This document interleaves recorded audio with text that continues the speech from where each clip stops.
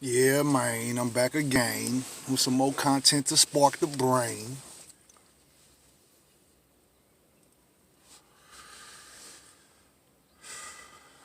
Something else that needs to be addressed.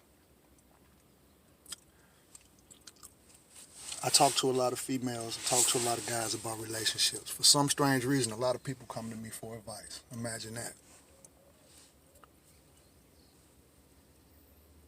And I found even just from talking to exes, once we get past whatever it was that we was going through and we get closure and we're able to have friendly conversations, whether it's years later or whatever, and we talk about our situation, a lot of them will admit, when I was young, or let's say I was young, or back then, you know what I'm saying? I was like this or like that, but I've changed. Like what? Well,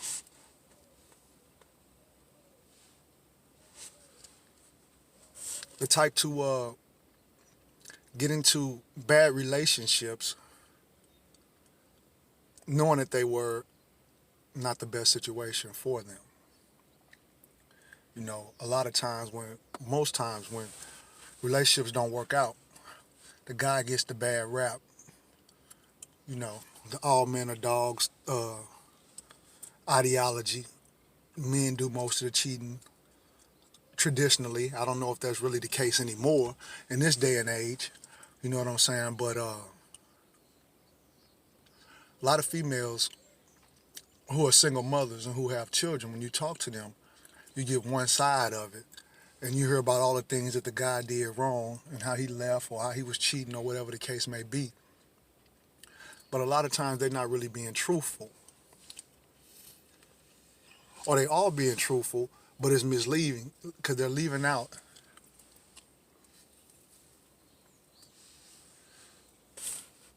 the fact that they probably knew he was never an ideal candidate for a boyfriend or a baby daddy to begin with. But it was something carnal.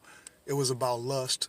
It was something about him that they liked that allowed them to ignore the red flags. Now I hear a lot of times, I ask them, I say, well, didn't you see any signs or didn't you see any, or he tricked me or he lied or I didn't know he was like this or like that. So let's just take a hypothetical situation, right, where I may be talking to a female. And she'll say, well, yeah, he did this, he did that, and he did this, and he did that. And I say, well, couldn't you tell just by his lifestyle? Or couldn't you tell that, no, he ain't never tell me? Well, this nigga was a rapper. When you listen to his CD, what was he saying on his CD? All right, so fuck what he told you. If it contradicted what he was saying on his CD, then most likely then that's really who he is. Or who he aspires to be, or where his values lie. So if he telling you on his CD he like a whole lot of bitches and all this type of shit, and I'm talking about a particular incident, then you might want to listen to that. You know what I'm saying? Good guys finish last. Girls just want to have fun. You know what I'm saying? They like they like they like the excitement. You know what I'm saying? Of messing with a guy who may be in the streets or may have a volatile lifestyle. But they won't admit that right then. A lot of times, they won't admit that until they're older, when they realize their mistakes, or when they're mature enough to not be so self-conscious and so insecure that they have to lie for the public because they're worried about what people think. See, women care more about what people think where men don't. So women will hide a lot of they just don't divulge enough information because they care more how they looked at. You know what I'm saying? Or a lot of times these girls might have just wanted some dick. You know what I'm saying? Knew that the nigga wasn't shit, had no intentions of being with him, had no intentions of having no babies by him, for all the reasons that we named, but decided they want to fuck with him anyway and thought they could control the situation, or where it'll go only this far, and then ended up with a baby or ended up in a situation with feelings for somebody who they didn't want to be with, or somebody who got feelings for them and don't want to let go. But I refuse to believe that women are as foolish as a lot of guys make them look. Because you could have a woman who's intelligent, who got common sense, who was raised by brothers, who know the game, You know what I'm saying? And still fall victim for the lame ass game that niggas run. You could have a woman who's a career woman who's doing well for herself and be in love with a street nigga who ain't really got nothing going for himself, and it look like they completely not a good match from the outside looking in, and you be wondering, well, what is it?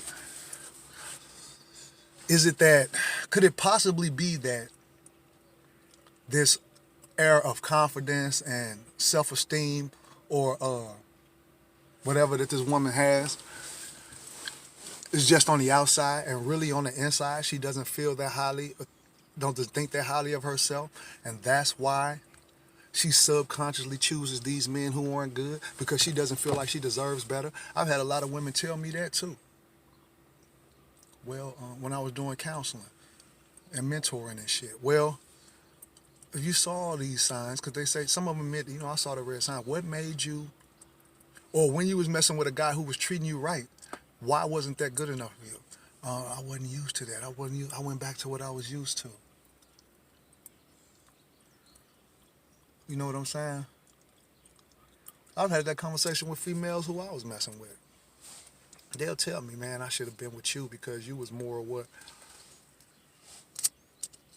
I needed if I was trying to really build something long term. But that wasn't where my head was at the time. I was young, there they go again, and I had never been treated that way before. I didn't know how to receive it. That seems so crazy to me. But it's to invalidate those feelings would be unrealistic and would be naive, because a lot of women feel that way. That's why a lot of them take physical abuse. That's why a lot of them take cheating. And that's why a lot of them take men laying up on them.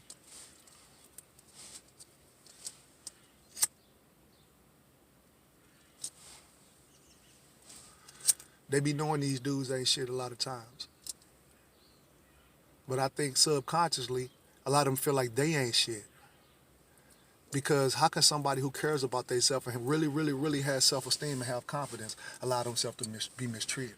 I know how strong women respond to that, and it's not well. That shit don't fly. I mean, really strong. And this ain't to insult nobody, because there's a lot of people who are in these type of situations who feel like, what do you mean? I'm strong, I'm strong, I'm strong. But I mean, come on now, let's keep it 100. Let's not be disingenuous. Let's not be able to take constructive criticism. We're not talking about bashing. We're not talking about demoralization here.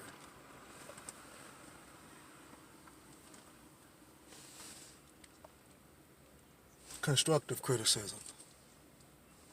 It's just an evaluation. I be needing feedback. I be wanting people to chime in. You know what I'm saying? My word ain't gold. I just be pondering different ideas and different concepts and throwing them out there. It's like I said, to spark the brain.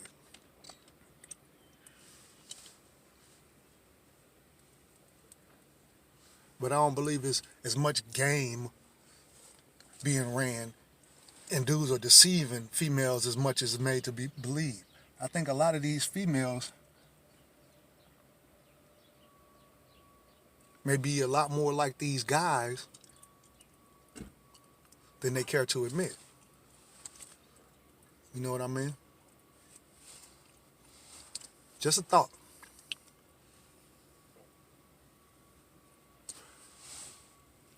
To entertain that women are being tricked or being fooled as much as they are is to insult their intelligence. Women are not dumb. They're just a little bit more mischievous than a lot of people think, or a lot of people would like to admit or want to accept.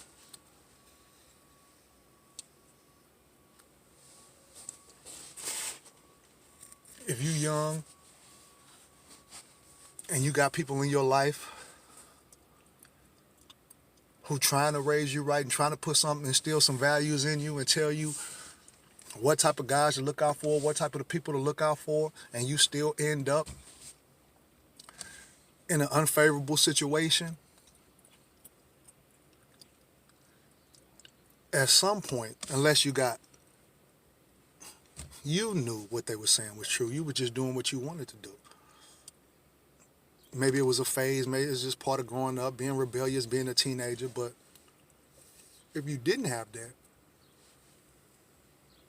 which I hear a lot too. I didn't have nobody to teach me. My mama never taught me. I didn't have a mama. I didn't have a daddy. Nobody never told me. I had to learn on my own. I moved out at this age. I was on the streets at this age. That's a whole nother ball game. And even then, experience is the best teacher. So once you've been through it once or twice, then how do people not allow themselves to grow? How do you find women in their 30s and 40s still in those type of relationships with dude after dude after dude? There's women I've known for years and have known different guys that they've dated, whether it was friends from the neighborhood, family members, or otherwise. And they still find themselves in the same situations. And then there's others who don't. As a matter of fact, I would say that most don't, because they get to a certain age and then they start going to look for the type of guy that's more ideal. And usually he has to bear the brunt and the weight of all of that baggage that she comes with from years of messing with guys who did her wrong.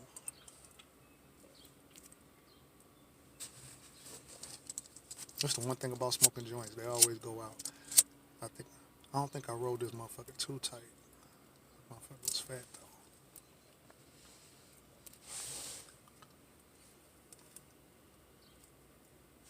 though. Roll one of them stupid long motherfucker with them raw papers and tips. I roll my own raw cones. I ain't cone this one though. Sometimes I do though. But yeah, what y'all think, man? Somebody leave me some comments. Share this video. Ask some people. I mean, if you're the type of person, I don't expect the average motherfucker to do this, but if you're the type of person who gives a fuck about this type of shit, or who has these type of conversations, or who is looking for solutions to the things that we face as a people, then this is the type of shit that needs to be addressed. This may be right up your alley. If you're experiencing this, if you're seeing it and you wondering the same thing, or if you feel the way I do, or you disagree and you want to tell me that, drop a line. It's okay. I ain't gonna argue with you. We may have just a little intellectual debate. That's how I look at it. Just a little intellectual jollying, sparring of the minds. But it needs to all be constructive, though. If we're looking for solutions for real, we know what the problems are. But a lot of them we ignore. We don't want to address them. It's like I say, that elephant's in the room. And I hate to be cliche, but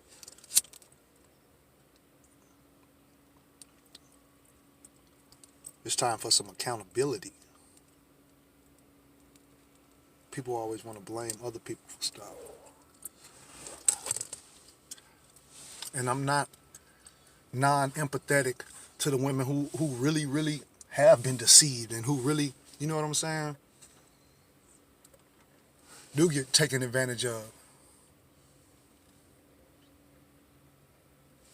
But y'all remember that song by Project PAC?